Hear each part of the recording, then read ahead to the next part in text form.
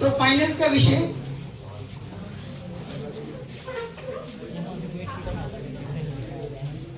कथन है कि हम सब एक दिन मर जाएंगे।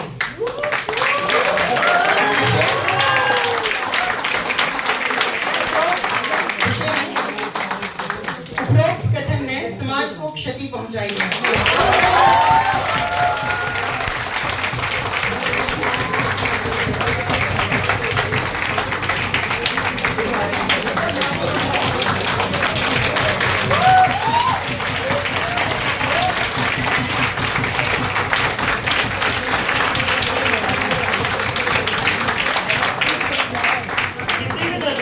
कोई भी शंका हो, कोई भी डाउट हो, पूछ सकते हैं आप। डिस्कशन टाइम स्टार्ट होने से पहले कोई भी डाउट, कोई भी वर्ड मतलब आपको जानना हो, कुछ भी आपको डाउट जानना हो, आप पूछ सकते हैं।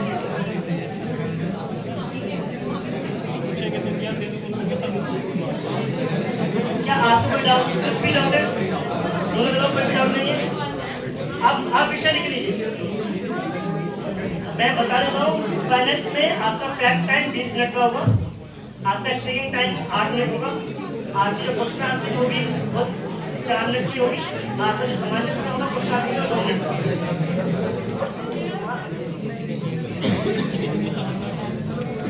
सभी प्रतिभागी अपने सेल फोन देखिए। कौन है? हेलो,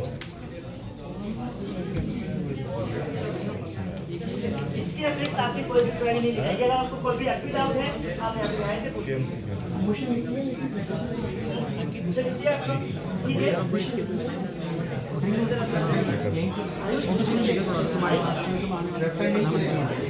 नहीं भैया बात दोनों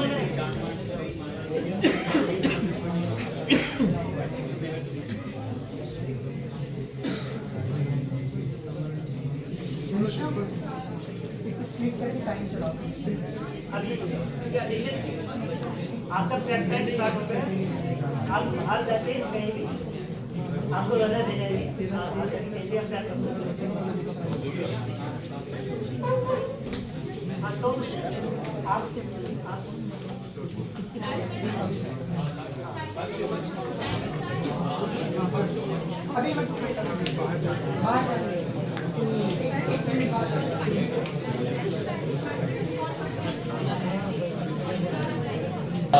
इसी कड़ी में अब मैं फाइनेंस की प्रक्रिया की शुरुआत करते हुए मैं आप सभी से हमारी निर्णायक मंडली का परिचय कराना चाहूंगा, जो कि कुछ इस प्रकार है। हमारे आज के पैनल में निर्णायक हैं शैलेंद्र सर, प्रभांशु भैया, अनुराग भैया, योगेश भैया, कथन सर, बाफना भैया, अंकित भैया, हर्षिता दी, यशी दी, अभ्यंकर भैया, मुदित भैया, प्रियंका दीदी, सौरभ भैया, रघु भैया एवं पाठक भैया। एक बार जोरदार तालियों से स्वागत करें।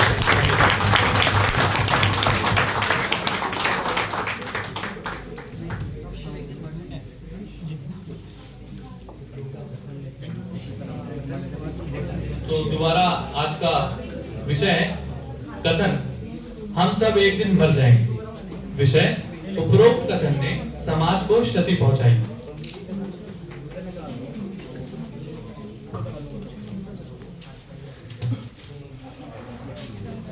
सदन पटल पर प्रधानमंत्री अपने वक्तव्य के साथ आमंत्रित हैं।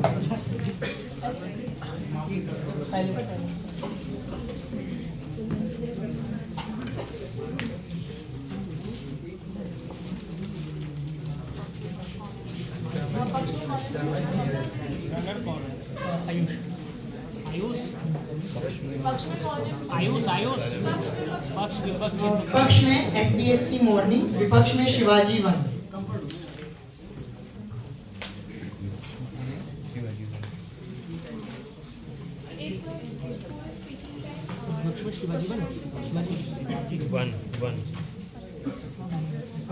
वक्तव्य का समय 8 मिनट रहेगा। क्वेश्चन आंसरिंग का टाइम 5 मिनट रहेगा।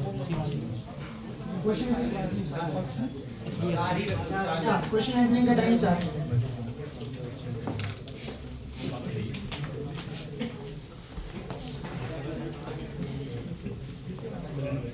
सदन पटल पर प्रधानमंत्री अपने वक्तव्य के साथ आमंत्रित हैं।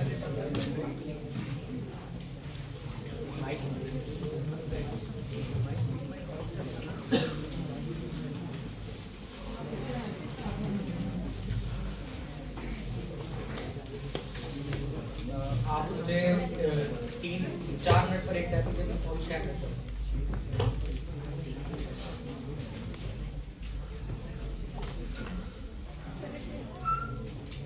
तीन दो एक के साथ शुरू कीजिए।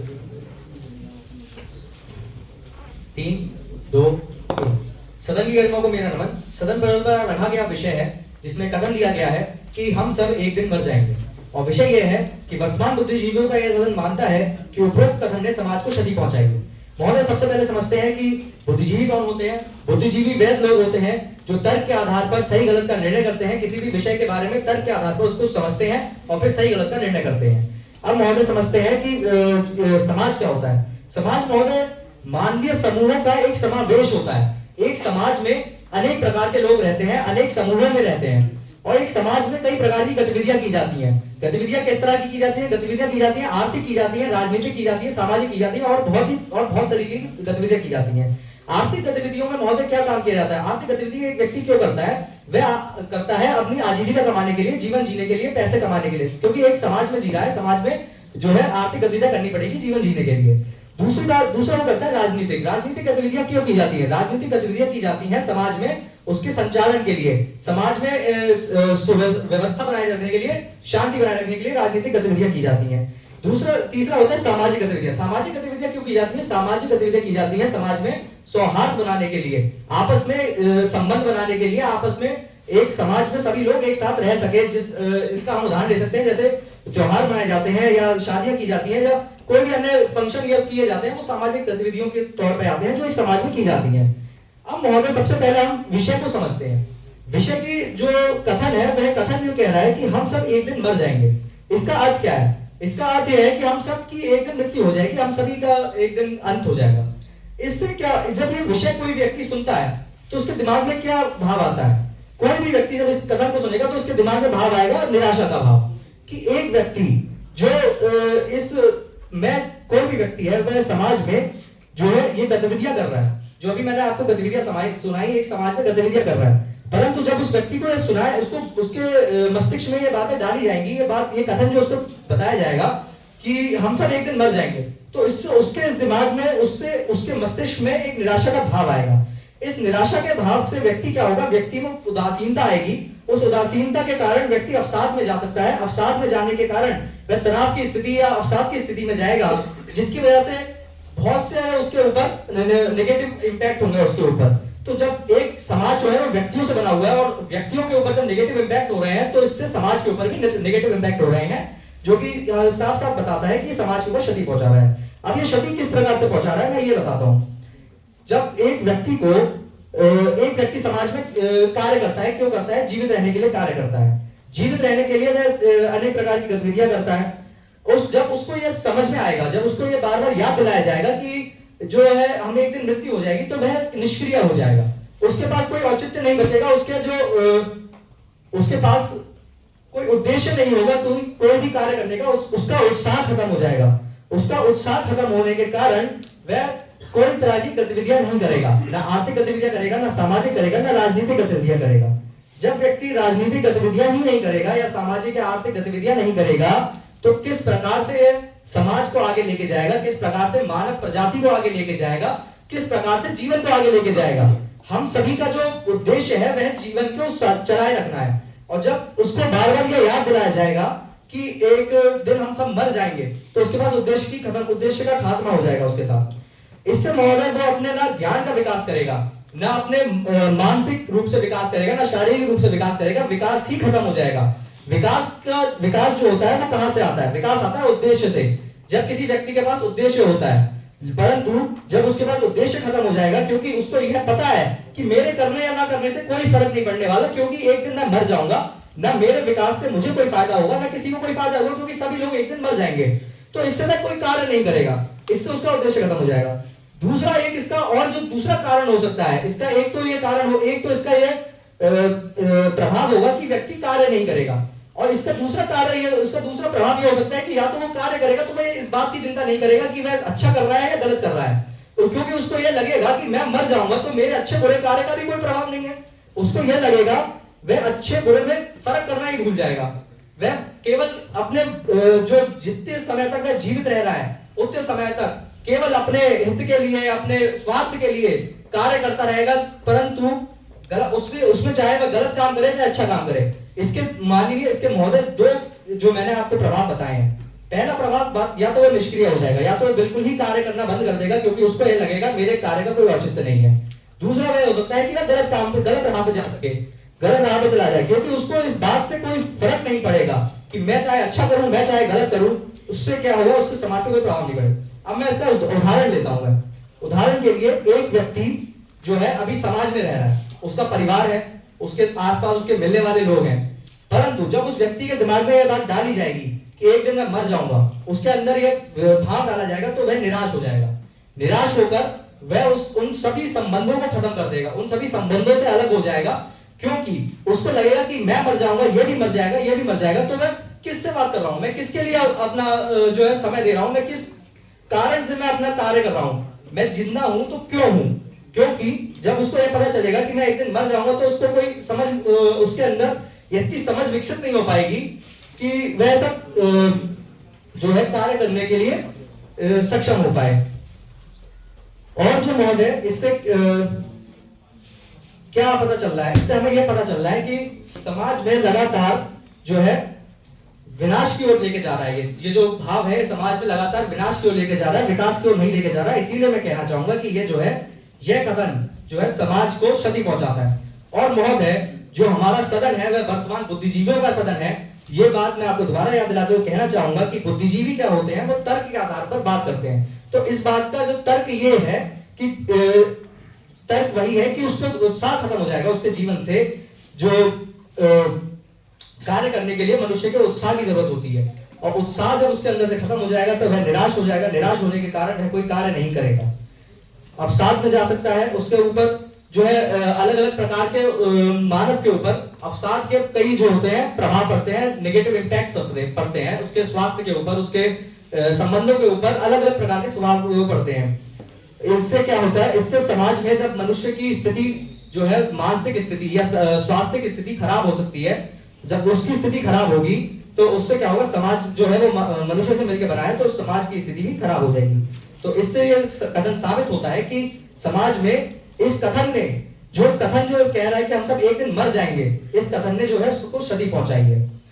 महोदय, इस बात को समझना होगा कि जो कथन है, इस कथन के भाव से लोगों के अंदर जो है निराशा का भाव आएगा। इस कथन से जो सुनने के बाद जो भाव लोगों के दिमाग में आएगा, जो इससे जो मनुष्य तर्क निकालेगा कि एक दिन जब मैं मर जाऊंगा तो उसका कोई कार्य करने का कोई औचित्य नहीं रहेगा, इस भाव के कारण जो है समाज पे क्षति हो रही है। इसी कथन के साथ मैं अपना वक्तव्य समाप्त करते हुए कहना चाहूंगा कि ये जो कथन है इससे समाज को बहुत भारी क्षति पहुंचाई है, समाज के विकास को रोक दिया है, समाज के जो है मनुष्य के अंदर निष्क्रियता ला दी है। दूसरा या तो निष्क्रियता ला देगा या तो फिर उसको गलत राह पर मनुष्य को भटका देगा। इसीलिए इस कथन ने समाज को क्षति पहुंचाई है। धन्यवाद। सदन में 1 मिनट का सामान्य समय।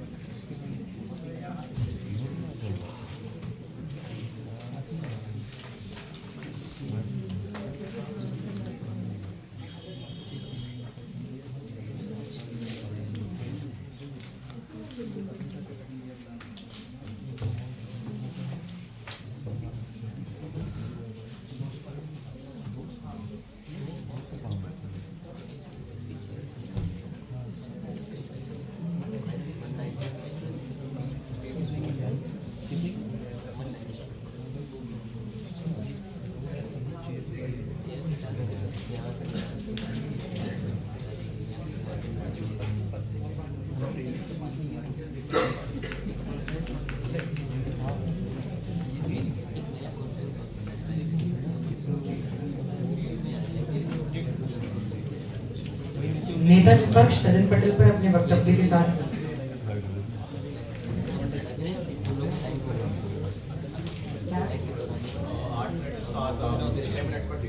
6 और फिर मैं आता हूँ। अब मेरी आवाज पीछे तक आ रही है सबको?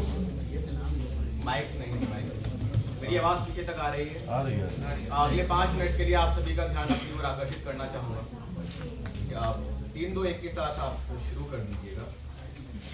सदन पटल पर प्रस्तावित जो कथन है कि हम सब एक दिन मर जाएंगे से संबंधित विषय कि इसने समाज को क्षति पहुंचाई है कि पुरजोर विपक्ष में मैं नेता विपक्ष अपने विचार प्रस्तुत करने जा रहा हूं। महोदय, इस कथन ने समाज को क्षति नहीं पहुंचाई वरन समाज को प्रगतिशील बनाने का ही कार्य किया है। क्योंकि जब हम इस कथन को, जब ये कथन का हमें बोध होता है तो हमें से क्या पता पड़ता है कि हम सबको हमारी एक ना एक दिन मृत्यु हो जानी है, एक ना एक दिन हमारा अंत हो जाना है। इससे यह बोध हुआ हमें कि हमारा जीवन काल सीमित है। हमें एक सीमित जीवन काल के अंदर ही, एक सीमित समयावधि के अंदर ही अपने लक्ष्य को प्राप्त करना है। उस सीमित समयावधि में अपने लक्ष्य को प्राप्त करने के लिए कोई भी व्यक्ति या कोई भी समाज क्या करेगा या उस समाज ने क्या किया होगा। जो हमारा विषय है इतिहास से है कि अब तक क्षति पहुंचाई है या नहीं। तो हमारे जो पूर्वज थे, जब उनको इस बात का बोध हुआ कि हमको एक दिन मर जाना है, तो उन्होंने उस समयावधि में क्या किया, अपने आप को, अपनी जो कार्य क्षमता थी उसको बढ़ाया। अपने कार्य क्षमता का 100% 100% उन्होंने दिया। अपने विचारों को जितना वो बढ़ा सकते थे उस सीमित समयावधि के अंदर ही। यह सीमित समयावधि के अंदर करने में वे सक्षम क्यों हो पाए? क्योंकि उन्हें मृत्यु का भय आया उनके अंदर। और वह मृत्यु का भय किस कथन से आता है? तो यह कथन दिया हुआ है कि हम सब एक दिन मर जाएंगे। तो इस कथन, मेरे इस तर्क से यही सिद्ध हुआ कि इस कथन ने समाज को क्षति नहीं पहुंचाई वरन प्रगति ही दी है। दूसरी बात, हम सब एक दिन मर जाएंगे, इस कथन से हमारे समाज, जब हम इस कथन का हमारे समाज को बोध होता है या किसी व्यक्ति विशेष को बोध होता है तो उसके अंदर साम्यावस्था आती है, उसके विचारों में एक साम्यावस्था आती है। वह अपने आप को तुच्छ पाता है इस प्रकृति से। वह पाता है कि जो चीजें, जिन महत्वाकांक्षाओं के लिए वह दूसरों से लड़ना चाह रहा है, इन सब का एक ना एक दिन अंत हो ही जाना है। जिससे वह साम्यावस्था की ओर आता है, साम्यावस्था से वह सकारात्मक विकास की ओर जाता है। यह सकारात्मक विकास इस कथन के प्रभाव के कारण ही आता है। दूसरी बात कि इस कथन के प्रभाव से वह पाता है कि वह इस ब्रह्मांड के रेस्पेक्ट में या इस ब्रह्मांड के संदर्भ में या प्रकृति के संदर्भ में कितना तुच्छ है। इस तुच्छता के बोध हो जाने के पश्चात उसके अंदर गर्व या घमंड जैसी या किसी से जलन जैसी कोई भावना नहीं बचती। सीधी एक सकारात्मक सोच उसके अंदर आती है जो समाज को प्रगतिशील बनाती है। और जिसने समाज को प्रगतिशील बनाया है, इसने समाज को क्षति नहीं पहुंचाई वरन समाज को प्रगतिशील ही बनाया है। महोदय, इसका एक छोटा सा अगर उदाहरण हम इतिहास में जाकर देखा जाए, क्योंकि यह सदन इतिहास से संबंधित है। जब कलिंग के युद्ध में लाखों सैनिकों की मौत हो चुकी थी, तब अशोक ने क्या देखा था कि इन मरे हुए सैनिकों की तरह मुझे भी एक न एक दिन मर ही जाना है। इस भय के कारण, उस मृत्यु के भय के कारण उसका हृदय परिवर्तित हुआ। तब जाके उसका हृदय परिवर्तित हुआ, वह शांति की तरफ आया। और उसकी शांति की तरफ जाने से ही तो भारत में बुद्ध संस्कृति आई। इससे भी तो समाज का विकास ही हुआ, समाज का क्षरण तो कहीं नहीं हुआ। दूसरी बात, मेरे जो प्रतिपक्ष में आकर मेरे नेता पक्ष क्या बोलकर जाते हैं कि निराशा का भाव उत्पन्न होता है इस कथन से। महोदय, निराशा का भाव उत्पन्न होता है तभी तो हम आशा की तरफ जाते हैं। यदि हमें केवल और केवल मैं आशाओं में ही घिरा रहूं, मुझे यह पता ही ना हो कि आशा और निराशा में फर्क क्या है, तब तो मैं आशा की तरफ जाऊंगा ही नहीं। अगर मैं उठूंगा कब? जब मुझे पता होगा कि गिरने से कितनी चोट लगती है, जब मुझे पता होगा कि मेरा अंत भी निकट है, मेरा अंत भी हो ही जाना है, तभी तो मैं अपने आप को आशा की तरफ धकेल पाऊंगा ना। दूसरी बात, इन्होंने कहा कि इस कथन से अवसाद आता है, इस कथन से हम अपने घर वालों से या इस कथन से हम समाज से दूर जाते हैं। महोदय, इस कथन के बोध ने ही कि हम सबको एक न एक दिन मर जाना है, समाज का संगठन किया था कि हमको एक सीमित समयावधि ही है हमारे पास, हमें मिलजुल कर कार्य करना होगा, हमें एक समाज में संगठित होकर एक सकारात्मक दिशा में कार्य करना होगा। उसी का फलस्वरूप है कि आज हम प्रगति कर पाए हैं। और यह कथन, इससे भी यही सिद्ध होता है कि यह कथन प्रगतिशील है, प्रगति का दमन करने वाला कारक नहीं है। दूसरी बात, इन्होंने कहा कि इस कथन से निष्क्रियता आ जाएगी। निष्क्रियता तो तब आएगी जब हमें यह पता होगा कि हम अमर हैं। जब हमको पता होगा कि हम अमर हैं, हमें कुछ करना ही नहीं है, हम चलते रहेंगे, मैं कुछ नहीं करूंगा अभी, या फिर मैं समाज में कोई कार्य नहीं करूंगा, अपनी कार्य क्षमता को नहीं बढ़ाऊंगा, तो भी मैं जीवित रहूंगा, तब मेरे अंदर निष्क्रियता की भावना आएगी। जब मुझे पता होगा कि मेरा अंत ही निकट है, या मेरा एक समय बाद अंत ही हो जाना है, या जो हमारे पूर्वजों को उनका यह अनुभव हुआ कि हमारा एक समय बाद अंत ही है, अंत हो ही जाना है, तब उन्होंने अपनी निष्क्रियता को दूर किया, वह साम्यावस्था की तरफ आए। उन्होंने साम्यावस्था से अपने विचारों को सकारात्मक दिशा में ले गए और प्रगतिशील बने। अगली बात, इन्होंने पहले तो ये अपने वक्तव्य में एक बड़ा ही कॉन्ट्रडिक्शन करके जाते हैं कि समाज में निष्क्रियता लादी है और समाज में निष्क्रियता लाएगा। महोदय, यदि निष्क्रियता लादी है तो वो लाएगा कैसे, और लानी है तो इसका मतलब यह कथन का ही विरोध करके जा रहे हैं कि समाज में निष्क्रियता अब तक लादी है, समाज को क्षति पहुंचाई है। दूसरी बात, जब ये कह के गए हैं कि व्यक्ति स्वार्थ के लिए काम करेगा अपने के लिए, इस कथन के भय से, महोदय स्वार्थ के लिए काम नहीं करेगा, स्वार्थ के लिए काम नहीं करेगा क्योंकि उसे पता है एक वक्त बाद उसका अंत हो ही जाना है। अगर वह केवल अपने स्वार्थ के लिए, खुद के लिए काम करता रहा तो उसका जो लक्ष्य है वो कभी पूरा हो ही नहीं पाएगा, क्योंकि इस धरा पर कोई भी एक व्यक्ति ऐसा नहीं है जो बिना किसी अन्य की मदद या बिना समाज की मदद से वह अपने कार्यों को पूरा कर सके। इससे भी यही समाज का संगठन हुआ, समाज का संगठन हुआ तो वृद्धि आएगी। दूसरी बात, यो यह बात कहकर गए कि समाज का निर्माण मानवीय समूहों से होता है। समाज के अंदर केवल मानवीय समूह नहीं आते, समाज के अंदर जो निर्जीव हैं, समाज के अंदर जो पशु पक्षी हैं, वह सभी आते हैं।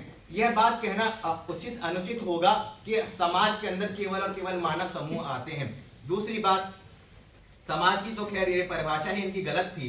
समाज के अंदर हर एक जो जीवित है, जो निर्जीव है, वह सभी आते हैं। समाज का गठन भले ही मनुष्य से हुआ हो, परंतु समाज के अंदर केवल मनुष्य नहीं होता। अगली बात, इन्होंने कहा कि मृत्यु से हम, इस कथन से जो दिया गया है, हमारे जो पूर्वज थे या हम हैं वह उदास हो जाते हैं। महोदय, मैं पहले भी यह मैंने सिद्ध किया था, जब हम उदास होते हैं तभी तो हम आशा की तरफ जाएंगे। यदि मैं केवल बचपन से हंसता रहता, मुझे पता ही नहीं होता कि गम क्या होता है, दुख क्या होता है, तब तो मुझे केवल एक ही अवस्था का पता है कि हंसी है। मुझे किसी चीज से चोट लगी तभी तो मुझे पता पड़ा कि हंसना, जो रोना है वह गलत है और मुझे हंसना पड़ेगा। इसीलिए जो ये कथन है यह उदास नहीं, उदास तो करता है, मैं मानता हूँ, उदास करने के लिए, उदास होना भी प्रगति के लिए आवश्यक है, प्रगति का दमन नहीं होता उदास होने से। दूसरी बात कि इस तर्क के भय से या इस कथन के भय से वे कार्य करना छोड़ देते हैं। महोदय, जब उनको पता चल जाएगा कि उनके पास जीवन ही निश्चित है, एक समय बाद उनका अंत हो ही जाना है, तो उनके जो सपने हैं, जो उनके कार्य हैं, वो पूरा करने के लिए वो अपनी कार्यशीलता बढ़ाएंगे। इससे तो समाज की प्रगति हुई, समाज को क्षति कहाँ से पहुंची। यदि हमारे पूर्वजों को यह बोध ही नहीं हुआ होता कि हमारा एक न एक दिन अंत हो जाना है, तो वह तो ना कभी समाज की फॉर्म में आते, ना कभी वो एक दूसरे के साथ समन्वय बिठाते, और इससे उससे समाज को क्षति पहुंचती, ना कि इससे समाज को क्षति पहुंची है। इस कथन से समाज, ये जो कथन है कि हम सबको एक ना एक दिन मर जाना है, इससे समाज को क्षति नहीं पहुंची वरन प्रगति ही पहुंची है। धन्यवाद।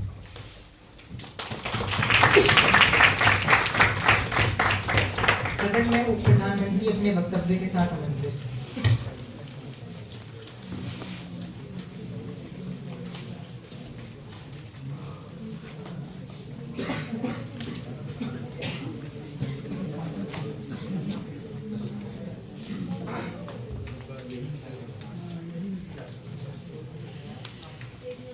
कितने की चाहिए?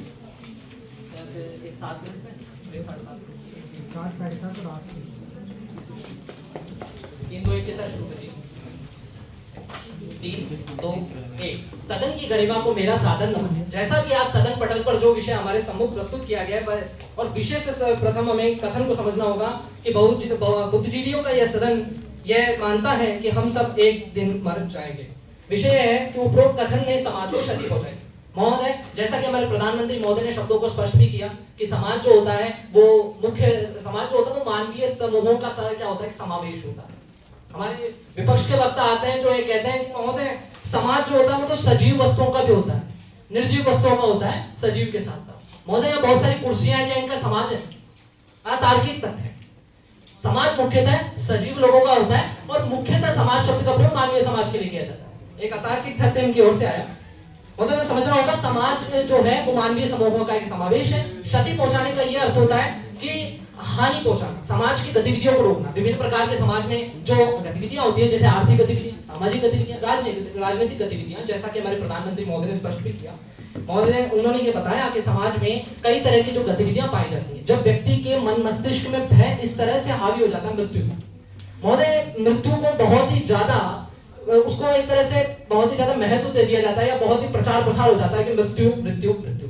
जब ये कथन किसी व्यक्ति के कानों में लगातार गूंजता है कि हम सब एक दिन मर जाएंगे, तो व्यक्ति जो है वो स्वतः निराशावादी हो जाता है। क्योंकि चेतना की प्रवृत्ति होती है, अगर हम दार्शनिक तौर पर समझें, कि अगर वो भय से ग्रसित हो जाती है तो वो निष्क्रिय हो जाती है, तो वो व्यक्ति कार्य नहीं कर पाता। अगर एक व्यक्ति आर्थिक गतिविधियां नहीं कर पा रहा है, मान लीजिए एक व्यक्ति फैक्ट्री में काम कर रहा है, उत्पादन करने का उस पर प्रमुख दायित्व है, अगर वो पैसे ग्रसित हो जाता है कि उत्पादन करने का क्या अर्थ है, जब मैं एक दिन मर ही जाऊंगा।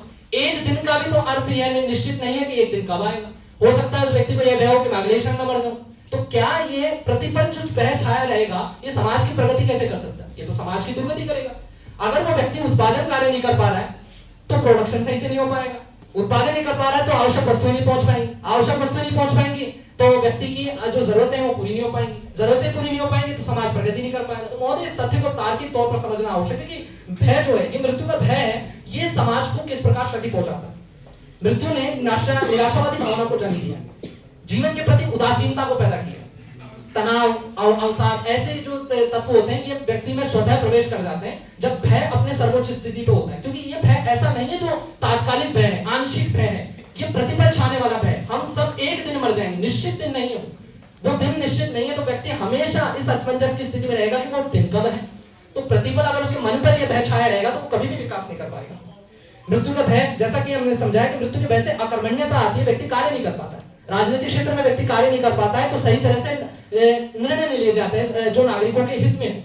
सामाजिक गतिविधियां नहीं हो पाती है तो सामाजिक संबंध नहीं बन पाते। व्यक्ति अपने परिवार से भी खुलकर बात नहीं कर पाता, परिवार के लोगों के प्रति भी एक तरह से निष्क्रियता या उदासीनता का भाव पैदा होता है कि ये मेरे अपने कैसे हैं, क्योंकि ये सब में मृत्यु को प्राप्त होगा और मैं कितना ही प्रयास करूं वो प्रयास कोई मायने नहीं रखेगा, क्योंकि मैंने अंतिम सत्य से मैं भयभीत हो चुका हूं, मेरे मन में वो भय है। तो ये भय जो है ना, ये ही समाज को सबसे ज्यादा क्षति पहुंचाता है। मृत्यु से भय पैदा होता है, भय से चिंतन बाधित होता है और चिंतन से हमारी जो तर्क क्षमता होती है वो बाधित होती है, उससे कार्य नहीं हो पाते और सबसे बड़ी क्षति पहुंचती है समाज को। क्योंकि समाज में प्रगतिशीलता तभी आ सकती है जब समाज में सक्रियता, समाज लगातार प्रगति कर रहा हो, लगातार विकास हो रहा हो, हर गतिविधि लगातार हो रही। अगर व्यक्ति लगातार प्रतिपल इस भय से ग्रसित रहेगा कि मैं कभी भी मर सकता हूं, तो ये समाज की जो दैनिक गतिविधियां हैं उनको बाधित करेगा। कोई विद्यार्थी अगर इस भय से ग्रसित हो जाता है कि मैं कितना ही प्रयास कर लूं एक दिन में मृत्यु को प्राप्त होगा, जो मैं पढ़ाई कर रहा हूं हो सकता है मैं पढ़ाई करते करते ही मृत्यु को प्राप्त हो जाऊं, तो उसका कोई अर्थ नहीं। तो ये भय है ना, ये व्यक्ति को प्रगति नहीं करने देगा। एक सैनिक है, अगर उस सैनिक के मन में ये भय आ गया कि मैं किस देश के प्रति अपना कर्तव्य निभाऊं, मैं तो एक दिन मर जाऊं, कभी भी मर सकता हूं, मेरे मरने की संभावना सबसे ज्यादा है, तो ये संभावनाएं व्यक्ति को पहले मारती है। वो भय व्यक्ति को पहले मारता है, मृत्यु पहले नहीं मारती। क्योंकि मृत्यु का भय जो है वो इतना हावी हो जाता है व्यक्ति पर कि व्यक्ति की सोचने समझने की क्षमता को ही खत्म कर देता है, अवरोधित कर देता है। विपक्ष की ओर से आए वक्ता वो ये कहते हैं कि व्यक्ति में मृत्यु का भय होना चाहिए, वरना क्योंकि मृत्यु का भय व्यक्ति को इस तरह से आभास करवाता है कि व्यक्ति तुच्छ है, उसकी एक सीमित समयावधि है जिसमें उसे लगातार प्रयास करने। तो महोदय, सीमित समयावधि में लगातार प्रयास करने के लिए व्यक्ति को ज्यादा कार्य करने होंगे। ज्यादा कार्य करने के लिए उसकी सोचने समझने की क्षमता बिल्कुल उचित होनी चाहिए। और उचित कैसे रहेगी? जब उस पर भय हावी, क्योंकि भय हावी हो गया तो आप सोच समझ नहीं पाओगे। सीमित समयावधि पर लगातार बहुत सारा कार्य करने के चक्कर में आप कुछ भी नहीं कर पाओगे, आपका जीवन व्यर्थ हो। उन्होंने कहा कि समाज को प्रगतिशील बनाए। महोदय, जो समाज के प्रत्येक व्यक्ति में इस तरह के भय के कारण अवसाद को पैदा कर दे, वो तत्व कभी समाज को प्रगतिशील कैसे बना सकता है? अशोक का हृदय भी इसी कारण परिवर्तित हुआ। बहुत बड़ी तार्किक भूल हुई इनसे। अशोक का हृदय क्यों परिवर्तित हुआ, उसका कारण अशोक ने जो नीति अपनाई थी शुरुआत में, वो युद्ध घोष की नीति थी। बाद में उन्होंने धम्म की नीति अपनाई, क्योंकि वो समझे कि मृत्यु से है वो बहुत सारे परिवार उजड़ते हैं, उनमें मृत्यु का भय नहीं आया। अशोक में कोई मृत्यु का भय नहीं था। वो संसार का सबसे ताकतवर उस समय जो शासक थे, आरंभिक उपमहाद्वीपीय भारत का सबसे महान शासक कहते हैं उन्हें किस बात का भय? उनके बराबर तो उस समय कोई शासक ही नहीं था। तो इन्हें समझना होता है कि व्यक्ति का हृदय परिवर्तित हो रहा है, इसी कारण उसने युद्ध कोष के स्थान पर तमो कोष की नीति का अनुसरण किया है। निष्क्रियता तो तब भी आती है जब अमरता का अनुभव हो। महोदय, ये सदन बुद्धिजीवियों का है। अमरता जैसी चीजों में हम विश्वास नहीं रखते। बुद्धिजीवी तर्क के आधार पर बात करते हैं। अमरता का अनुभव हो, अमरता कैसे हो सकती है? अंतिम सत्य मृत्यु है। आप बुद्धिजीवी होकर के इस तरह की बात कर रहे हैं। तार्किक गुण, निर्जीविता की इन्होंने बात की, भाई निर्जीवी तो समाज के अंदर आते हैं, तो जिन जीवों में प्राण ही नहीं है वो किस तरह से समाज का निर्माण कर रहे हैं? उन्होंने स्पष्ट नहीं किया।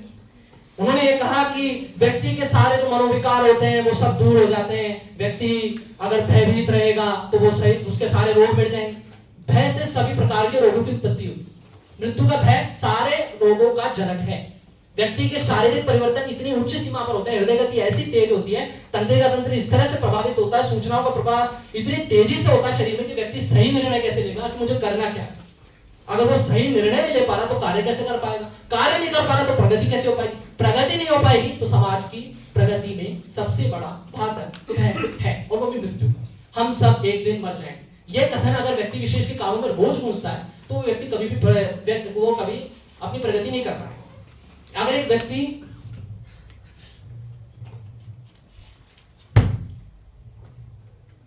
सीमित समयावधि में लक्ष्य प्राप्त करके क्या होगा जब सब कुछ खत्म हो जाएगा? उन्होंने ये बात कही थी कि भाई हमारे पास सीमित समयावधि है, हमारे पास भय होना चाहिए ताकि हम लगातार कार्य कर सकें। महोदय, जब हमारे पास सीमित समयावधि में लक्ष्य प्राप्त करके क्या हो जाएगा जब सब कुछ खत्म हो जाएगा? ये बहुत आवश्यक बात है कि जब सब कुछ ही खत्म हो जाएगा, मैं इतना प्रयास कर क्यों रहा हूं? क्योंकि सब कुछ खत्म और कभी भी खत्म। ये निश्चित नहीं है कि वो इतने समय बाद खत्म होगा, क्योंकि ये यहाँ लिखा है कथन में, हम सब एक दिन मर जाएंगे। इससे आवश्यक है कि समाज का संगठन होता है। इन्होंने ये कहा समाज का संगठन होता है। समाज का संगठन तब हो पाएगा जब व्यक्ति भय से मुक्त होगा, निर्भय होकर के कार्य करेगा, किसी भी चीज से उसे भय नहीं होगा, तब जाकर वो सही तरह से निर्णय ले पाएगा।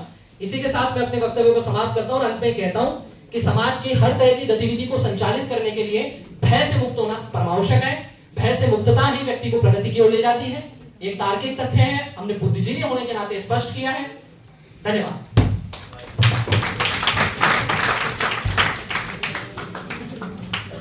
सदन पटल में उपनेता विपक्ष अपने वक्तव्य के साथ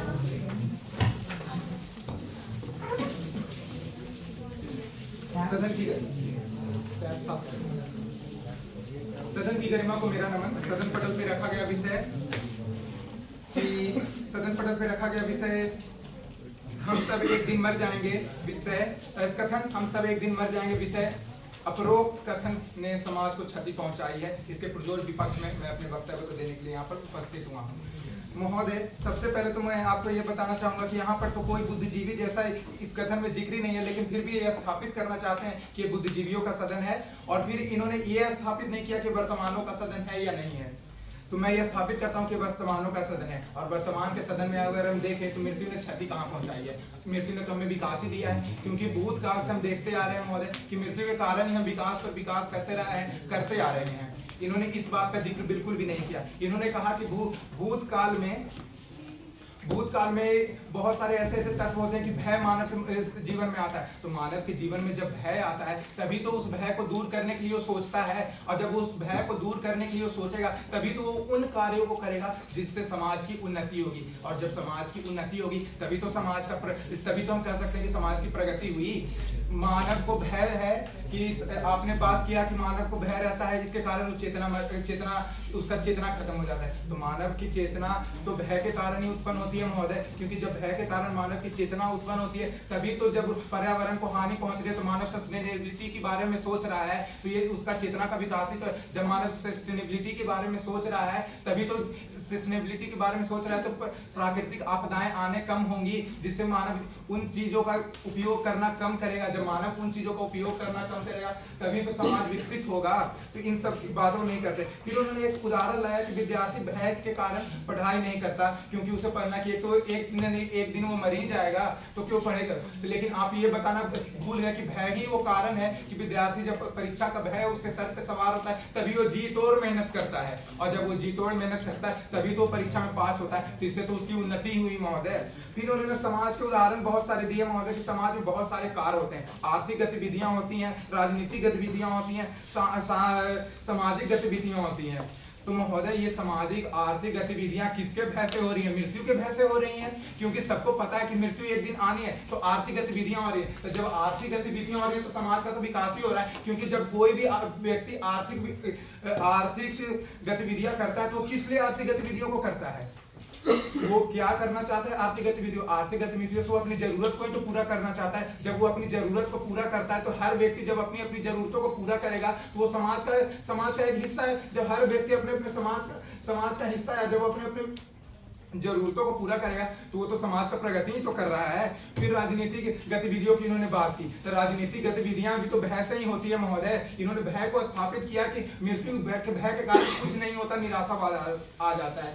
तो राजनीतिक भी तो भय से ही होता है महोदय। राजनीतिक जो सदन पटल पे जो नेता लोग बैठे रहते हैं उन्हें भी तो ये भय रहता है कि अगर वो अच्छे और समाज सुधारक कार्य नहीं करेंगे तो आने वाले समय में उन्हें जनता हरा देगी। तो ये भय के कारण तो समाज को वो विकास ही कर रहे हैं। जब समाज की इन्होंने बात की तो उन्होंने कहा कि मेरे नेता विपक्ष ने आकर समाज में निर्जीव को नहीं कहा महोदय। उन्होंने कहा कि समाज तो मनुष्य ही समाज का अंग है, लेकिन उन्होंने कहा कि निर्जीव भी उस समाज में आते हैं कि हम ये चेयर ये सब को इससे हटा देते हैं तो इससे तो हमारी क्षति होती है ना, क्योंकि इस चीजें को हम लोग उत्पादन इसलिए किया ताकि इससे हमारी जो होती है विकास हो, जिससे हमारे लाइफ में ईज आए, तो इसलिए तो हमने इसका विकास किया है। फिर उन्होंने कहा कि मृत्यु के कारण निराशा का भाव आ जाता है। एक दिन पे उन्होंने बहुत जोर दिया कि एक दिन तो वो तो मनुष्य भविष्य के बारे में सोचकर अपने वर्तमान को खराब कर लेगा। ये कहां से स्थापित होता है महोदय कि मनुष्य जब अपने भविष्य के बारे में सोचेगा तो अपने वर्तमान को खराब ही तो करेगा। तो मनुष्य वर्तमान के बारे में सोचता है। वर्तमान अगर यहाँ पर समय अवधि रहती कि मनुष्य कल मर जाएगा तब ये बात सोचता कि अब मैं क्यों करूं, क्योंकि कल तो मैं मरने वाला हूं। लेकिन यहाँ पर एक दिन मर जाएगा, इससे तो मनुष्य को पता चलता है कि मुझे समय सीमा दी गई है, इसमें मुझे अपने कार्य करने हैं। जब मैं अपने कार्य करूंगा तो मेरी प्रगति होगी। अगर मैं अपने कार्य करूंगा तो मेरी प्रगति होगी, तो समाज की उन्नति होगी। फिर उन्होंने कहा कि सगे संबंधियों से हम मृत्यु के भय से उनसे नाता तोड़ देते हैं। तो महोदय सगे संबंधियों से मृत्यु के भय से हम नाता क्यों तोड़ेंगे? उनको तो और मृत्यु के भय से हम पास बुलाएंगे कि इतना जीवन ही बचा है, इस जीवन में हम आपके साथ सम्मिलित होकर रहें, अपनी खुशियां आपसे बांटें, अपने दुख आपसे बांटें, जिससे समाज शांतिपूर्ण तरीके से चलेगा। उन्होंने बताया कि समाज में शांति स्थापित होती है। तो शांति किससे स्थापित होती है ये उन्होंने नहीं बताया। तो शांति इसी से तो स्थापित होती है जब मनुष्य को पता है कि मृत्यु एक दिन आनी है, तो वो उन कार्यों को नहीं करेगा जिससे समाज को क्षति पहुंचती है, क्योंकि हम सबको तो एक दिन मर ही जाना है। तो क्यों उन कार्यों को करें जिससे समाज को क्षति पहुंचती है? हम क्यों ना उन कार्यों को करें जिससे समाज की प्रगति होती है? और वो उन कार्यों को करता है। उन कार्यों को कैसे करता है महोदय? तो उन कार्यों को अपनी क्षमताओं के कारण करता है, क्योंकि भय चेतना का जनक है। चेतना भय से ही आती है। जब वो चेतना का जनक बनता है महोदय, तो जब मनुष्य चेतना करता है तो किन भावों को हटाकर करता है महोदय? क्योंकि जब वो चेतना करता है तो वो अपने पतन के कार्यों को हटा देता है। तो मनुष्य के पतन के कार्य क्या है? क्रोध है, ईर्ष्या है, तो उन कार्यों को हटा देता है। इसका बोध कराना शायद मेरा विपक्ष भूल गया। फिर उन्होंने कहा कि अच्छा बुरा में फर्क करना मनुष्य भूल जाता है। मनुष्य अच्छे कर्म में फर्क करना कैसे भूल जाता है? मृत्यु का अगर उसे अवरोध हो रहा है महोदय, तो ये तो जान रहा है कि उसके लिए कुछ अच्छा है मृत्यु में, क्योंकि उसे मुक्ति की प्राप्ति होगी मृत्यु से। मृत्यु उसे जीवन और काल चक्र से मुक्त कराएगा। तो ये भी हमारा विपक्ष ये भी करना भूल जाता है। तो अच्छा का उसमें बोध हो रहा है, और अच्छा जब वो काल चक्र से मुक्त होगा तो वो जानेगा कि मुझे जो समय सीमा अवधि दी गई है उसमें मैं अपने कार्यों को बहुत पूर्ण तरीके से करूँ। फिर उन्होंने कहा कि बुद्धि का विकास नहीं होता। बुद्धि का विकास कैसे नहीं होता? जब वो चेतना अपनी क्षमताओं को बढ़ा रहा है, तो इससे तो हमें, जब वो राजनीतिक आर्थिक गतिविधियां सब कर रहा है, तो उससे तो उसके बुद्धि का विकास, जब उसका बुद्धि का विकास ही नहीं हुआ तो राजनीतिक, आर्थिक और सामाजिक गतिविधियों में हिस्सा कैसे ले रहा है?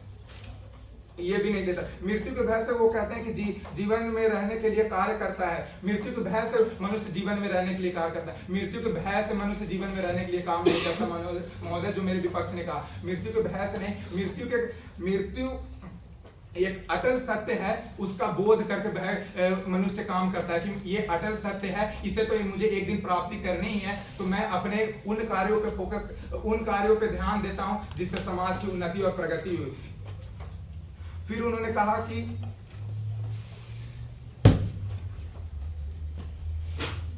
इन्होंने कहीं नहीं ये बताया कि क्षति कैसे पहुंचती है।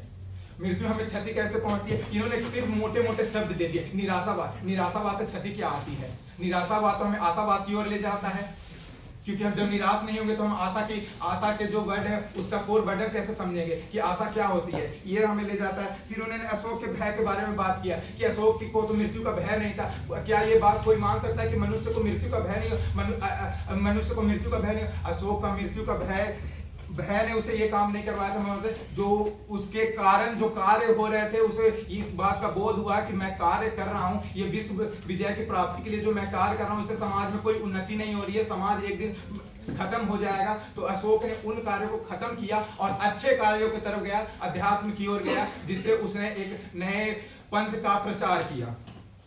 इन्हीं कथनों के साथ मैं ये कहना चाहूंगा महोदय कि मेरा पक्ष स्थापित होता है और मैं सदन की उपस्थित अनुमति लूंगा। धन्यवाद। प्रश्नोत्तरी की तैयारी हुई थी, 2 मिनट का सामान्य समय। कितना समय रहेगा? 4 मिनट।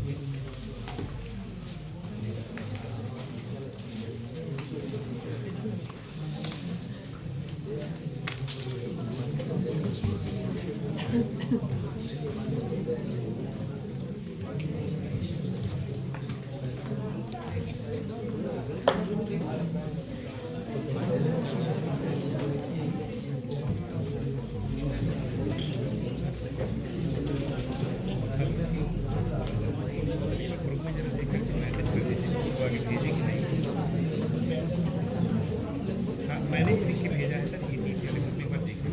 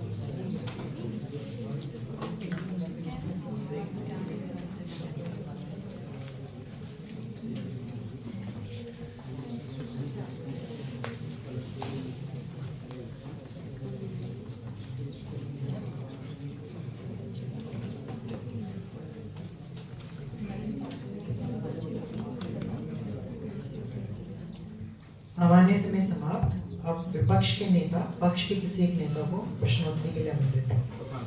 प्रधानमंत्री सदन पटेल।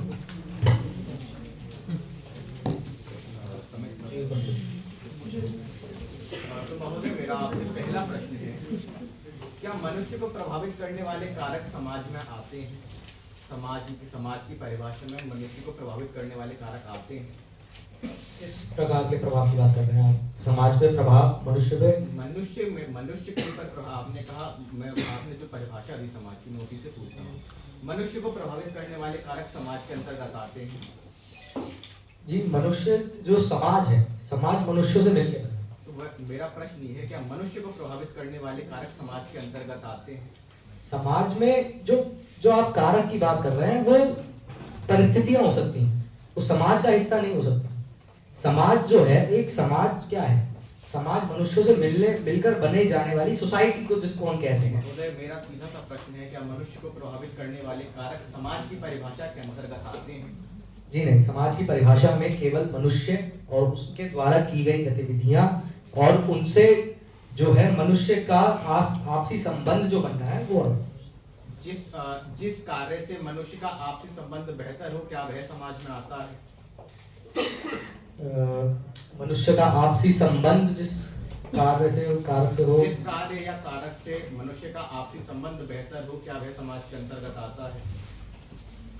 जी, समाज को आप क्या समझ रहे हैं? समाज से आप ये समझ रहे हैं कि क्या पर्यावरण को आप समाज समझ रहे हैं? पर्यावरण में जो है वो सब स्थितियां परिस्थितियां आती हैं। समाज में जो है मनुष्य और उनके जो द्वारा की गई आपसी समझौता जो है, जो समाज का निर्माण करता है, वो आता है। महोदय, मेरा प्रश्न ये था, क्या मनुष्य का जो संबंध आपस में गहरा कर रहे हैं, वह कारक समाज के अंतर्गत आते हैं, समाज की परिभाषा के अंतर्गत नहीं आते।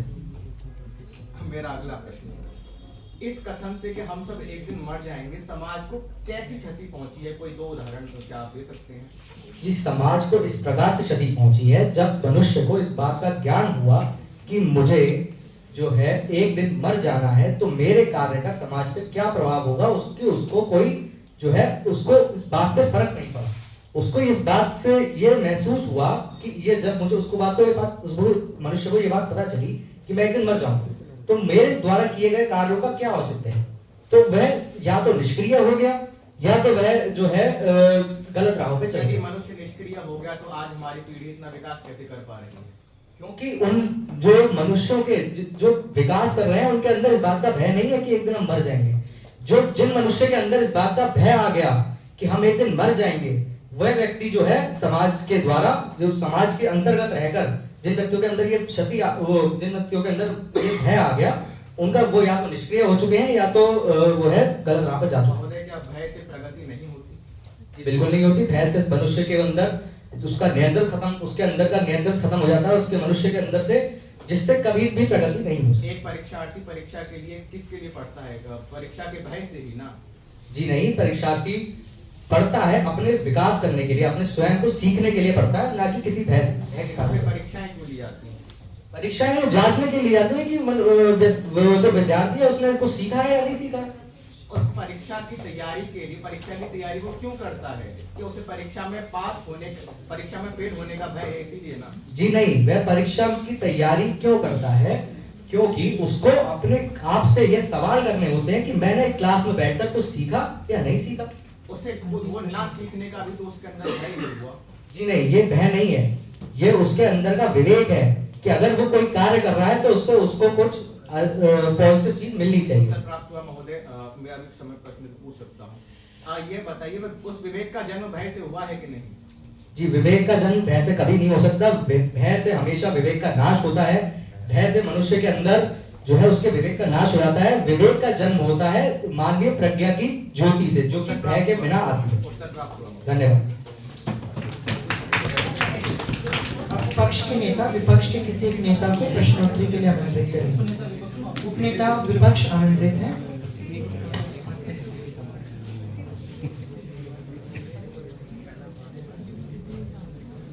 मृत्यु का भय क्या है? तो पहली बात तो महोदय भय है अटल सत्य। अटल सत्य, अटल सत्य भयभीत होने की क्या? भयभीत ये बात मैं कहाँ कर रहा हूँ, ये बात तो आपका पक्ष साबित कर रहा है कि उससे भयभीत हो रहे हैं लोग। तो वही तो हमारा कोड बटन तो समझ रहे हैं ना, भयभीत हो रहे तभी तो कार्य नहीं कर पाते। आपका पक्ष कर रहा है ना, मैं तो इस बात के पक्ष में हूँ कि इससे समाज की क्षति नहीं हो रही है, इससे समाज की प्रगति हो रही है। तो मैं कह रहा हूँ ठीक है, अटल सत्य से कोई भयभीत हो सकता है? वो प्रश्न करने का मेरा अधिकार। आपने कहा भय से चेतना उत्पन्न हुई। चेतना उत्पन्न होती है क्योंकि बुद्धि का विकास होता है। चेतना क्या है? चेतना बुद्धि है। चेतना बुद्धि तो प्रज्ञा क्या? क्या प्रज्ञा? प्रज्ञा चेतना बुद्धि है ना महोदय? प्रज्ञा क्या है? वही तो मैंने आपसे पूछा। अगर चेतना बुद्धि है तो प्रज्ञा तो बुद्धि क्यों कहते? पर्याय है उसकी। प्रज्ञा बुद्धि चेतना आपकी दृष्टि में? बिल्कुल बिल्कुल जी। तो मानवीय प्रज्ञा जब भय से मुक्त होती है तभी तो सही निर्णय ले पाती है। भय से मुक्त होता है तो उसको क्या है, भय के कारण ही तो सही निर्णय ले पाती है, क्योंकि उसे इस बात का बोध रहता है कि अगर वो इसके भय, अगर वो इस निर्णय को लेगा, उसको भय में ये रहता है कि अगर ये निर्णय गलत हो गया तो उसे क्षति पहुंचेगी। आपने मान लिया कि भय में अगर वो निर्णय लेगा तो उससे क्षति पहुंचेगी। नहीं, ये आप खुद कह रहे हैं। ये मैंने कहा था, ये तो आपके शब्द है जो आपके मेरे मुंह पे रखना चाह रहे हैं। भय में अगर निर्णय लिया जाएगा तो भय के कारण उस कार्य को क्षति और दोनों के नजरिए से देखता है, जिसके कारण वो एक सही फैसला लेता है। भय से हृदय गति तेज होती है। नहीं, वैज्ञानिक तथ्य नहीं, वैज्ञानिक तथ्य को नहीं मानता। बुद्धिजीवी कहाँ सदन में स्थापित ही नहीं कि बुद्धिजीवी है। आपने कहा मृत्यु को अटल सत्य है तो उन कार्यों पर ध्यान दिया जाना चाहिए, जिससे समाज है। तो अगले ही पल अगर आपकी मृत्यु हो गई, एक दिन कभी भी हो जाएगी, अगर ये भय है, अगले दिन आपकी मृत्यु हो गई, तो क्या समय मिला आपको कार्य करने? क्या समय मिला मुझे? अगले दिन मेरी मृत्यु होगी तो मैं अपने इस दिन में कार्य करूंगा। आपको क्या पता मृत्यु कब होगी? मृत्यु एक दिन है। तो आप ही ने तो कहा महोदय कि महोदय, अगले पल आप कभी करें भी तब हो तो मैं सकती है। कर। आपने कहा कि अगले पल होगी, तब मैंने कहा कि मैं अभी अपने कार्य महोदय, करूंगा। कथन ये है कि हम सब एक दिन मर जाएंगे, हाँ। वो निश्चित नहीं है। हाँ बिल्कुल। कभी भी वो मृत्यु हो सकती है। बिल्कुल। तो अगर हमें पता ही नहीं है मृत्यु कब होगी, हाँ तो उससे हम भयभीत क्यों होंगे?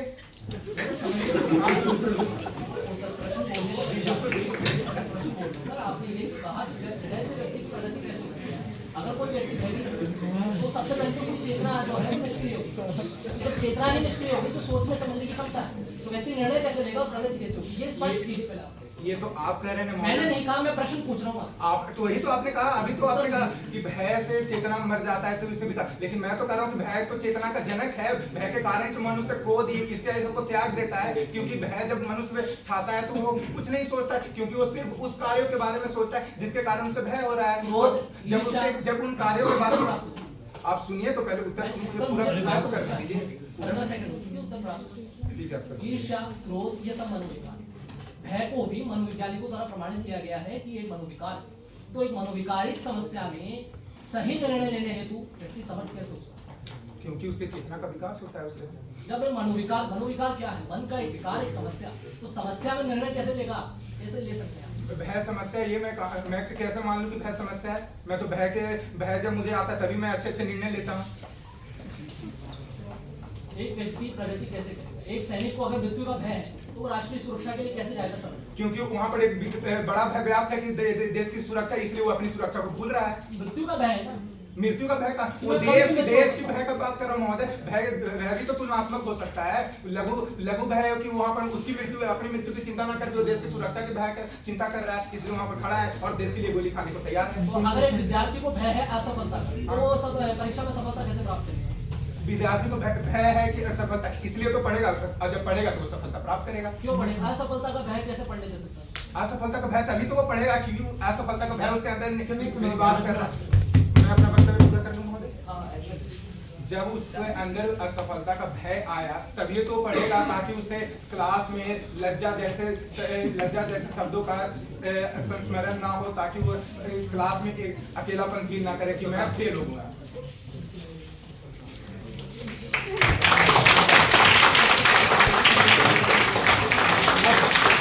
अब विपक्ष के वक्ता पक्ष के शेष वक्ता को सदन पटल पर प्रश्नोत्तरी के लिए आमंत्रित करें।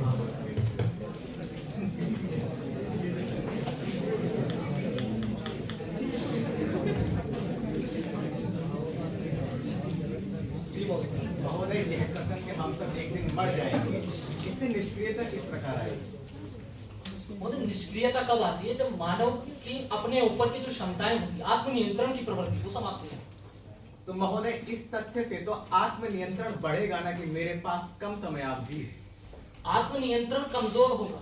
मेरे पास कम समयावधि है और मुझे इतना सब कुछ करना है, मेरी मृत्यु कभी भी हो सकती है। मुझे इतना सब कुछ करना है कम समयावधि में, तो मुझे अपना जो कार्य बल है वह बढ़ाना पड़ेगा, अपना जो मैं पुरुषार्थ है वो बढ़ाना पड़ेगा। पुरुषार्थ बढ़ाने के लिए भय से मुक्त होना भी तो परमावश्यक है। वह भय थी तो क्या वह भय ही नहीं है जिसकी वजह से हम अपने पुरुषार्थ को बढ़ा रहे हैं? नहीं। क्या हम उस काल के अंदर, उस समयावधि के अंदर अपना कार्य क्या पता ना पूरा कर पाए? ये भय नहीं तो और क्या है महोदय? मृत्यु का भय इस प्रकार व्याप्त हो जाता है कि व्यक्ति सही तरह से निर्णय नहीं ले। मैंने मृत्यु का नाम नहीं, केवल भय की बात की। तो मृत्यु का ही तो भय, हम सब एक दिन मर जाएंगे। मैं तो मेरा प्रश्न आपने शायद नहीं सुना। आपके पास कम समयावधि है जी। आपको कम किस कार्य के लिए? किसी भी कार्य के लिए आपके पास 8 मिनट का समय है वक्तव्य के लिए। आपको 8 मिनट में बोलना है। क्या आपके मन में गलत बोलने का या हारने का भय ही तो आपको बिल्कुल अच्छा नहीं बोलने सर। की विवश कर रहा है? अच्छा, मैं इस तरह बोल पाऊंगा जब मुझे हारने का भय नहीं। मैं हार भी गया तो मुझे कुछ सीखने को मिलेगा। महोदय, यानी कि आपको कुछ ना सीखने का भय है जो आपको सीखने के लिए प्रेरित कर रहा है। नहीं वो क्यों महोदय? ना भी सीख पाया तो मैं आगे सीखूंगा। तो महोदय, आगे भी आप सीखने की चेष्टा इसीलिए कर रहे हैं कि आपको ना सीखने का भय फिर से? नहीं वो क्यों महोदय?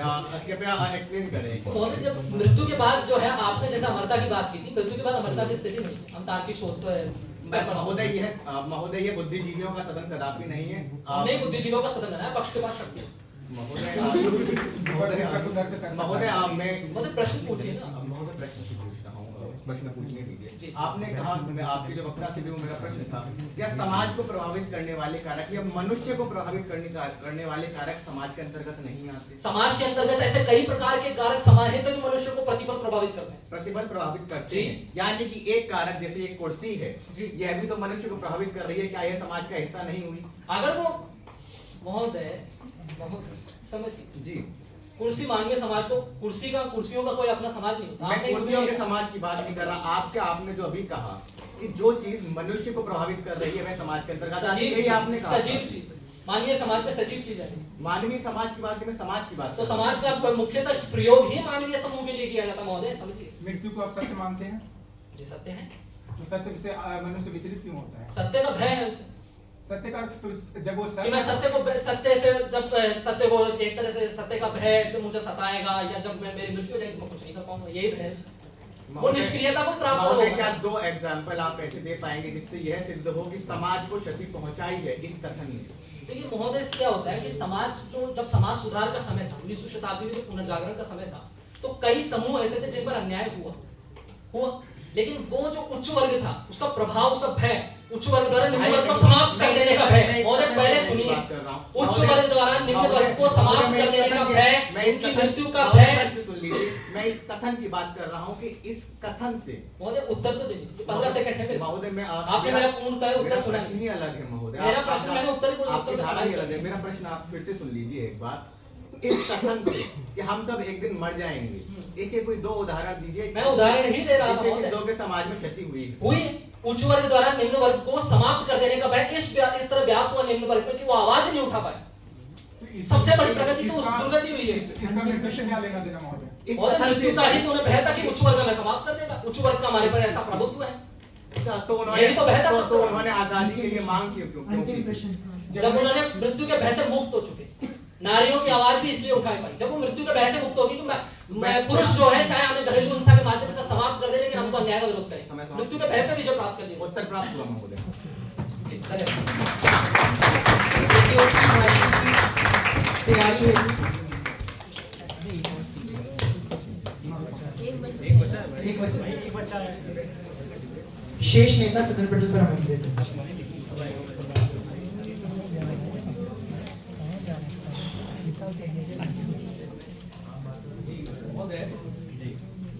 एक व्यक्ति के पास सीमित समय जी, सीमित समय में व्यक्ति क्या करे? ये अच्छे काम करेगा जिससे समाज का भला हो, या फिर वो उसके अंदर ये दिमाग के अंदर इतनी बात क्यों आएगी कि वह अच्छे काम करे या बुरे काम करे? वो तो कोई भी काम करेगा जिससे उसका भला हो। क्या आप बात करेंगे? आप अपना प्रश्न क्या फिर से दोहरा सकते हैं? एक व्यक्ति के पास सीमित समय है तो वो जी। इस बात की परवाह ही क्यों करेगा कि जब उसको पता है कि एक दिन मृत्यु हो जानी है, तो इस बात की परवाह क्यों करेगा कि अच्छे काम करूं या बुरे काम करूं? क्योंकि मृत्यु के बाद भी उसको यह दिखाना है कि मेरा पीछे वंश का क्या नाम रहेगा। उसे पता है क्यों मेरी- कौन है? कौन है? मैं अपना उत्तर पूरा कर लूं। क्योंकि उन्हें पता है मेरी एक दिन मृत्यु हो जानी है। मेरे पास सीमित समय है अपना कार्य करने के लिए, अपना नाम रखने के लिए, जो मैं अपने पीछे छोड़ कर जाऊंगा। जब वो पीछे छोड़ने वाले लोग भी तो एक दिन खत्म हो जाएंगे, जी। तो फिर वो क्यों इस बात का क्यों ध्यान रखेगा कि पीछे कोई है या नहीं?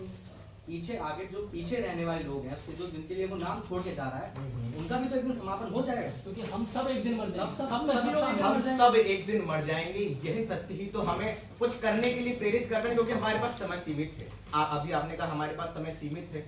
उस सीमित समय में ही हमें जो आने वाले हैं, क्योंकि हमारे बाद भी तो कई पीढ़ियां आएंगी। तो क्या इस सबको मरने के लिए हमारे बाद भी तो कई पीढ़ियां आएंगी। इस कथन से क्या समय के परिमाप को नापा जा सकता है? इस कथन से एक समय के अंतराल को मापा जा सकता है, परिमाप को कितना नहीं। अंतराल है? एक अंतराल जो एक व्यक्ति के जीवन का होता है 70 से 80 वर्ष। उस अंतराल की प्रमुख विशेषता उस स्पष्ट कीजिए। क्या कितना इसका अंतराल है? किस व्यक्ति के पास कितना कार्य है करने की? एक मान लीजिए 70 एक दिन से- बाद ही उसकी एक- मृत्यु हो चुकी है। ठीक तो वो है। कार्य करेगा तो समय नहीं था। तो इस कथन से उसका क्या तात्पर्य रहा? इस कथन से मृत्यु उसका का क्या भय इस पर हावी लेना? हुआ कि वो कार्य नहीं कर पाया। एक बच्चा पैदा हुआ, उसके मन में मृत्यु का भय कहां से आया? इस कथन से उसका क्या हराश हुआ? समाज एक बात सुनिए, एक व्यक्ति समाज में उत्पादन करता है जी अपने जीवन के भले के लिए, जी जब उसको पता चल जाएगा कि एक दिन में मर जाएगा तो उसको इस बात से क्या प्रभाव क्योंकि पड़ेगा? उसे पता है कि उसके पास सीमित समय है। उसके सीमित पास समय हाँ, सीमित मेरा समय- मेरा मैं 15 सुन- सेकंड मेरे पास 15 सेकंड है आप अपने प्रश्न का आपके प्रश्न का उत्तर दूं, क्योंकि उसे पता है उसके पास सीमित समय है। आप विषय पर रहिए महोदय। उसके पास सीमित समय है, उसकी जो आवश्यकताएं हैं उसकी पूर्ति करने के लिए उसे कार्य करना पड़ेगा। कार्य करने से समाज की प्रगति हुई ना महोदय। आवश्यकताएं खत्म हो जाएंगी तो उसकी मृत्यु खत्म होगी। उसका आवश्यकता अस्तित्व ही खत्म हो चुका है ना, तो आवश्यकता करने कैसे से है? उसका क्या फायदा मगर होगा? जो मुझे बताओ। 70 साल के जीवन अस्तित्व ही मृत्यु के साथ 70 साल के जीवन में आपकी आवश्यकताएं नहीं है। आपका जीवन किसने निर्धारित किया कि 70 साल है? जब हम सब एक दिन मर जाएंगे। हो सकता है 30 साल के आयु में मर ठीक है 30 साल की आयु में मर जाएगी। मैं एक औसत की बात कर रहा हूँ। औसत एक व्यक्ति का जीवन काल 70 वर्ष का है। उस 70 वर्ष औसत की बात कर रहा हूँ महोदय, एब्सोल्यूट की नहीं। उस 70 वर्ष के जीवन काल में उसे पता है मेरे पास केवल इतनी ही साल हैं, और यौवन अवस्था में उसे पता है मेरे पास इतनी ही आनी है। तो उसे अपनी कार्यशीलता बढ़ानी पड़ेगी। उस कार्यशीलता बढ़ाएगा तो समाज की प्रगति इस होगी ना कथन में तो महोदय। कहीं नहीं लिखा कि मुझे पता है कि मेरी मृत्यु कब होगी। मैंने कहा आप ही तो सब मैंने स्पष्ट कहा कर रहे हो औसत तर्क। व्यक्ति का जीवन काल, जैसे आपने मनोवैज्ञानिक की बात की थी, ये वैसे ही है मेरा तर्क। मुझे मान तो तर्क- ठीक है, ये तो औसत जीवन काल है, वैज्ञानिकों द्वारा सिद्ध किया गया है महोदय। आपने कहा कि जो वो कार्य इसलिए करेगा ताकि अपनी आवश्यकताओं को पूरी कर सके। जी उसको इस बात का ज्ञान ही क्यों होगा कि जब एक दिन में मर जाऊंगा तो आवश्यकता पूरी करके क्या फायदा होगा?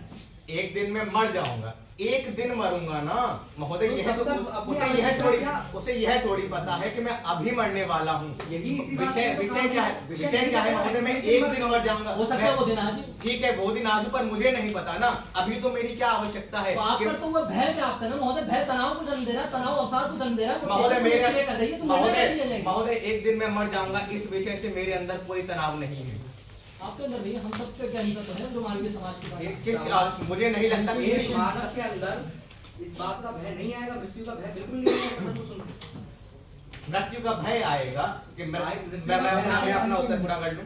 मृत्यु का भय आएगा जब उसे पता पड़ेगा मेरे पास समय ही सीमित है, मुझे उतने समय में ही अपना कार्य करना है, उतने समय में ही अपने सपनों को पूरा करना है। तो वो कर्मठ बनेगा, अपनी कार्यशीलता को और बढ़ाएगा। इससे समाज की प्रगति होगी, राष्ट्र नहीं होगा। धन्यवाद। अब प्रतियोगी भाषण की तैयारी हेतु 1 मिनट का सामान्य समय।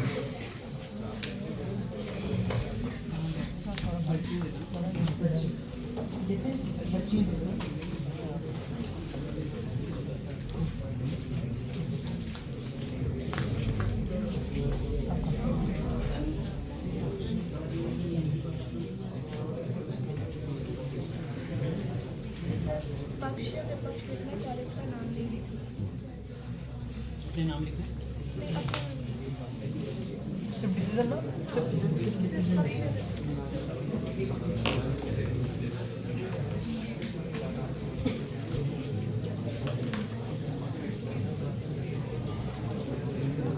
सिर्फ पक्ष या विपक्ष।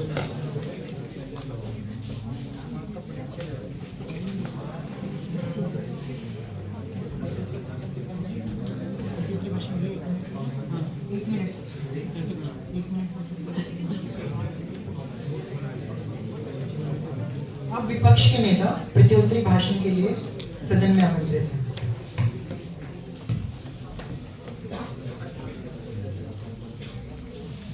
सदन की गरिमा को मेरा अंतिम नमन। मैं अपने प्रत्युत्तर भाषण के साथ प्रस्तुत हूँ। महोदय, जो विषय था हम सब एक दिन मर जाएंगे, इससे जो विपक्ष ने साबित करना चाहा, निराशा का भाव, व्यक्ति दुखी हो जाएगा, सब खत्म हो जाएगा, उसका चेतना मर जाएगा। इसके विपरीत में जो हमने वक्तव्य रखा है कि चेतना का विकास उससे होता है, वो निराशा भाव के नहीं, उत्साह के भाव के, निराशा भाव के कारण आशा के भाव आशा के भाव के पास जाता है, फिर वो निष्काम नहीं कर्मठ बनता है। इस सब बातों से महोदय हम ये समझ में आता है कि हम अपने पक्ष को साबित करने में सफल रहे हैं। धन्यवाद। विपक्ष के नेता अपने प्रत्युत्तरी भाषण के साथ सदन पटल पर आमंत्रित हैं।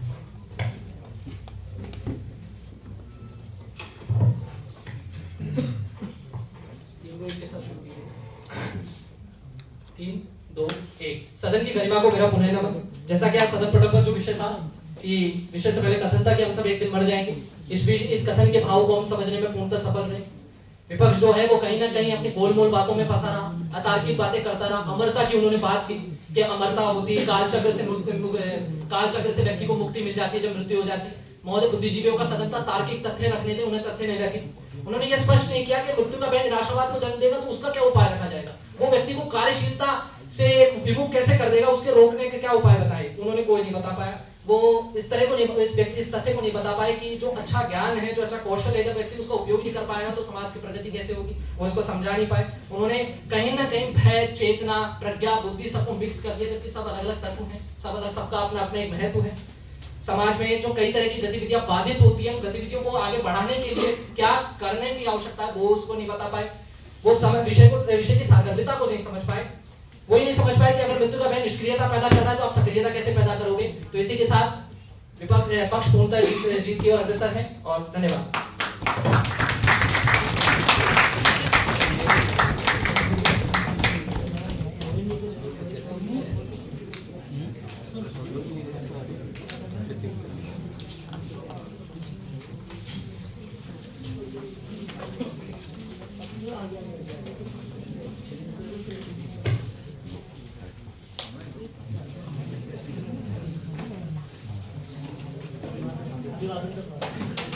दोनों पे एक दूसरे का विभाजन है।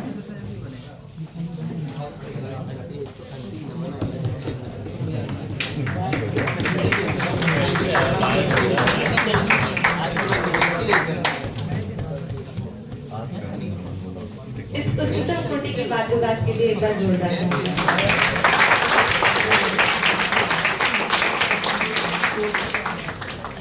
अब मैं स्वामीजीत सर को बुलाना चाहूंगी कि वो आकर विषय पर प्रकाश डालें।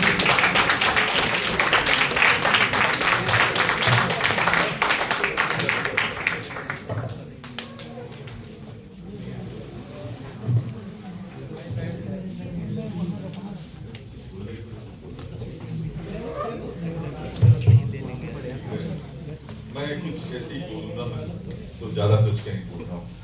पहले तो दोनों टीम को मैं very happy this debating you day. मतलब थोड़ा कुछ चीज बोलना है।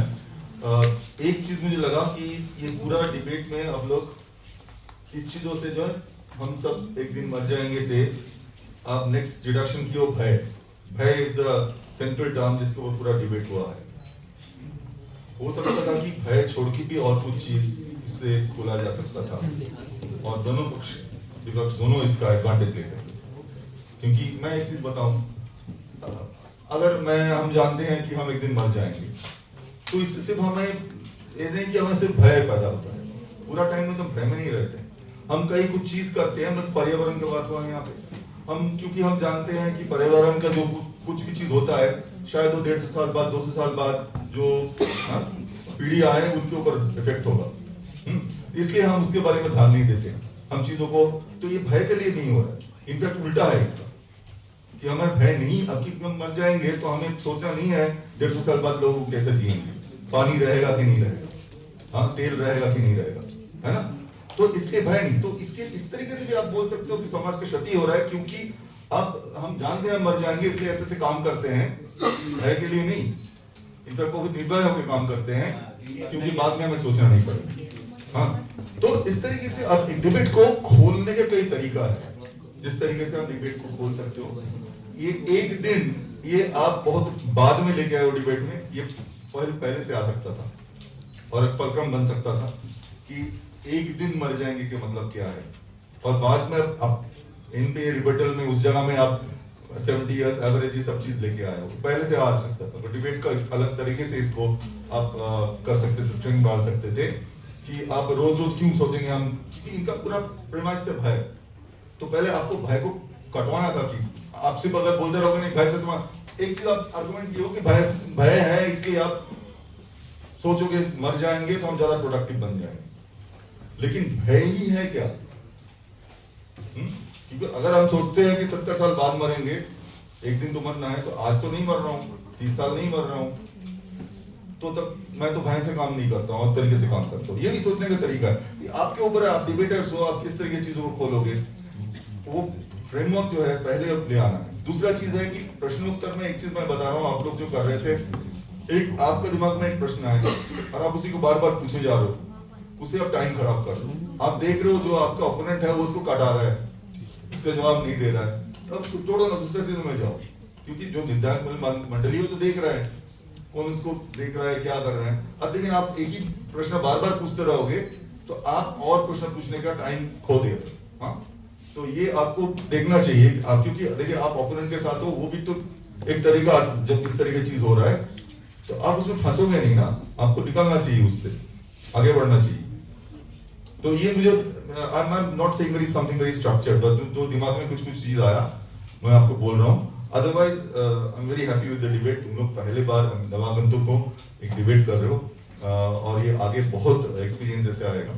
तो इस तरीके से it was a very even debate according to Lama. Thank you.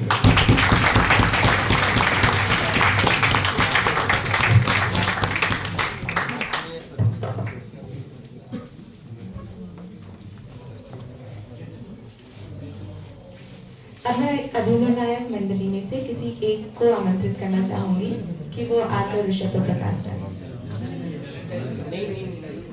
Faculty member एक आ चुकी हैं, 2 लोग सीनियर हैं, प्रवांशु अनुराग, किसी को बुलाना। अनुराग भैया को भी जोड़ा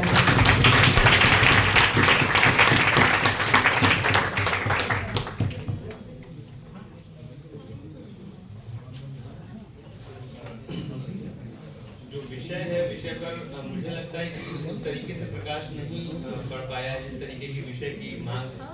लेकिन कुछ एक बात मैं खुश इसलिए हूँ क्योंकि आप लोग फर्स्ट ईयर के स्टूडेंट्स हैं, प्रथम वर्ष के छात्र हैं, और उस हिसाब से जितनी आपने जिस तरीके से इस विषय को रखा है वह तारीफ के निश्चित तौर पर काबिल है। जो बात सर कह रहे थे लगभग वही चीजें मैं यहाँ पर बोलने वाला था।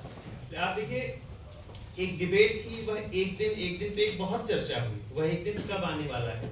और दूसरी बात, जब आप खास तौर पर पक्ष को मैं बात करता हूँ, जैसे विपक्ष बार बार कह रहा है यहाँ पर कि सदन तो स्थापित ही नहीं है किसका, तो ये जो बहुत छोटी छोटी मिस्टेक्स हैं, ये अभी चूंकि आप एकदम नए हैं, करते करते ही आएगा, लेकिन ये सारी चीजें बहुत स्पष्ट रहे। अगर पक्ष ये कह करके गया है, वह डिबेट इस बात से शुरू कर रहा है कि हम सब बुद्धिजीवी हैं, तो आपको भी उस चीज का मान रखना है कि हम तो नहीं। जैसे इन्होंने एक सवाल कहा कि आप बार बार पूछ रहे थे कि ये तो वैज्ञानिक तथ्य है, प्रमाणित है कि भय से क्या होता है, हृदय गति बढ़ती है।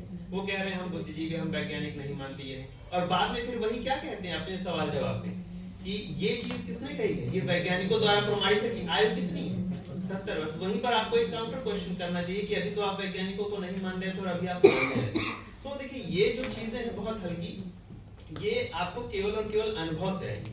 विषय जो है कि समाज को अगर आप क्षति पहुंचाता हुआ दिखा रहे हैं कि यह विषय कैसे क्षति पहुंचा रहा है, तो जो बहुत शुरू आपने किया, मुझे लगा कि ये डिबेट आप और ज्यादा खोलेंगे, लेकिन लगातार 2-3 मिनट के बाद, बहुत ईमानदारी से मैं बताऊं, एक ही बिंदु का क्या हो रहा था, जिसको आप पुनरावृत्ति कहते हैं, रिपीटिशन, लगातार वही वृत्ति, इससे तनाव, इससे अवसाद, उससे निराशा, और फिर वही चीज जब लगातार रिपीट होती रहती है तो हमें ये लगता है कि शायद अब आपके पास कहने के लिए कोई नया बिंदु नहीं, ठीक है।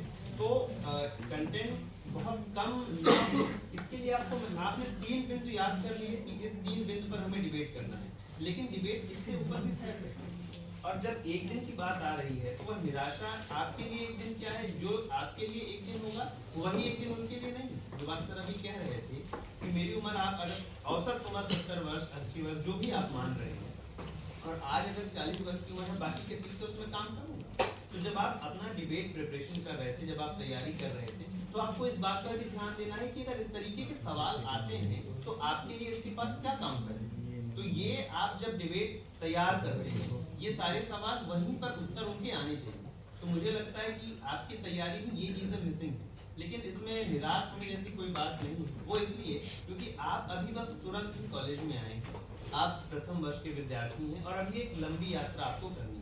तो काफी देरी है, देर वैसे भी हो गया, मैं नहीं बोलूंगा, लेकिन दोनों ही दल बधाई के पात्र हैं, क्योंकि जिस हिसाब से हम उम्मीद कर रहे थे, ये विषय बहुत आसान नहीं, मुश्किल विषय है, लेकिन इस विषय को आपने अपनी समझ से जिस तरीके से खोला वो काबिल गौर।